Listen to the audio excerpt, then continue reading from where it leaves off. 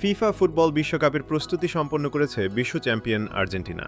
আইসল্যান্ডের বিপক্ষে ৩-০ ব্যবধানে জয় দিয়ে শুরু হয় এই প্রস্তুতি। আর্জেন্টিনা যখন শেষ আন্তর্জাতিক প্রীতি ম্যাচে জয় উদযাপন করছে, একই সময়ে ফাঁস হয়ে গেছে পুরো আর্জেন্টাইন স্কোয়াডে থাকা ফুটবলারদের পাসপোর্টের তথ্য। গণমাধ্যমের তথ্য বলছে, নিরাপত্তাজনিত ত্রুটির কারণে আইসল্যান্ডের বিপক্ষে প্রীতি ম্যাচের আগে তাদের পাসপোর্টের তথ্য ফাঁস হয়ে গেছে। সেই তালিকায় স্বাভাবিকভাবে লিওনেল মেসিও আছেন।